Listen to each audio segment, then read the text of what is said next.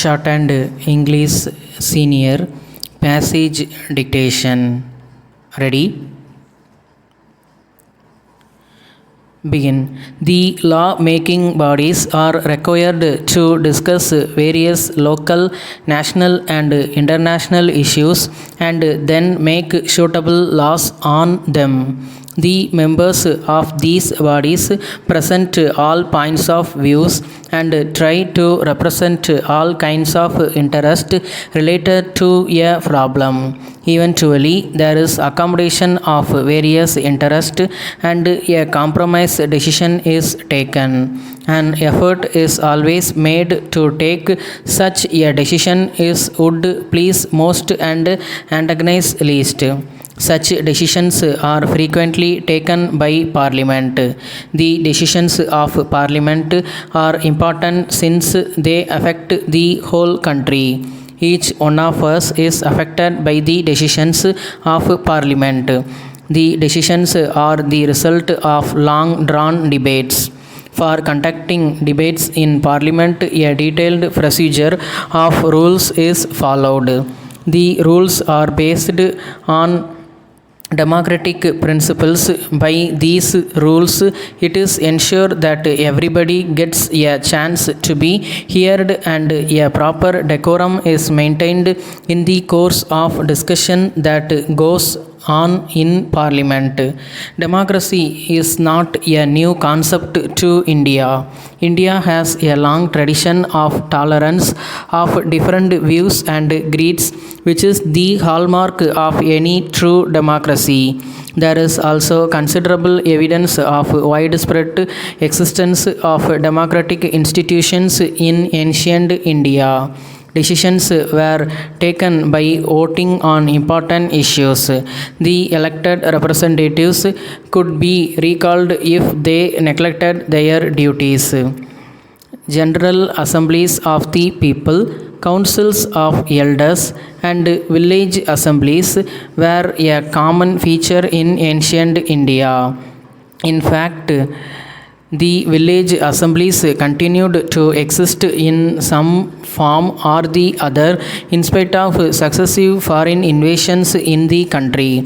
However, it must be admitted that the present democratic institutions that are in existence in the country are a part of British legacy. The Indian Constitution, which came into force on 26th January 1950, has set up a democratic form of government.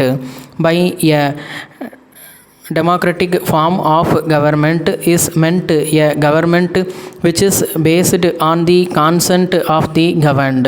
It is a system in which free public opinion is the main source of law and in which the government depends upon public opinion and responds to changes in public opinion. Democracy derives its vitality from the freedom of opinion and discussion which it tolerates. In democracy, it is believed that truth emerges from the competition of ideas.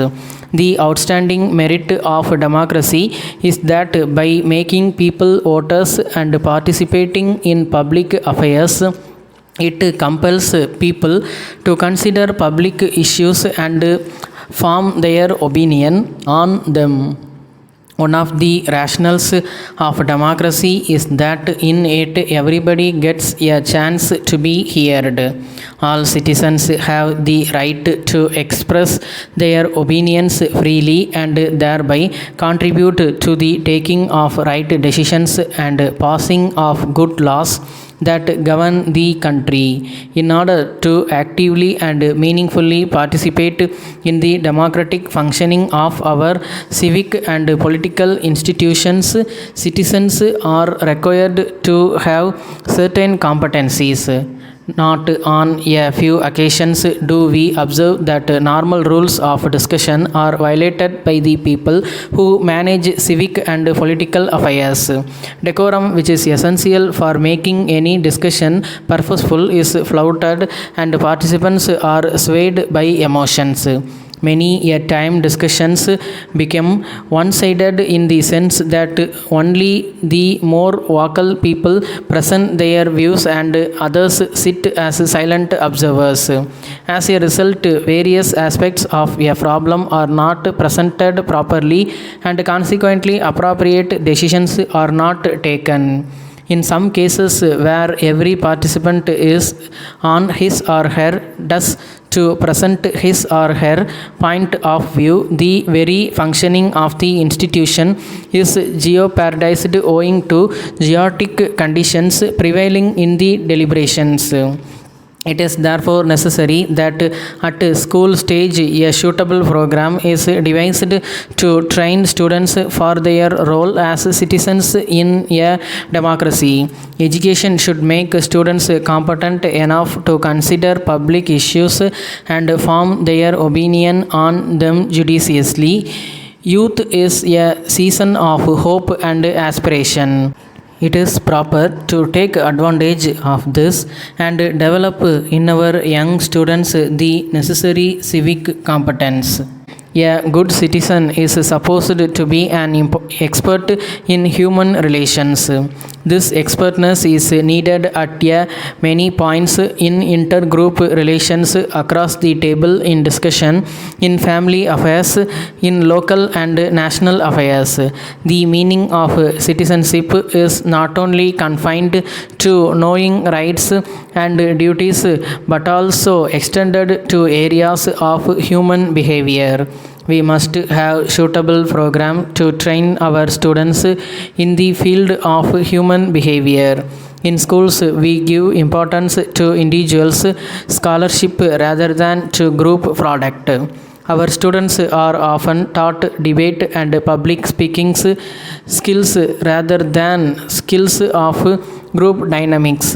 Many of us feel increasingly inadequate to cope with the problems of group life, which are more pressing in the present day world. Stop.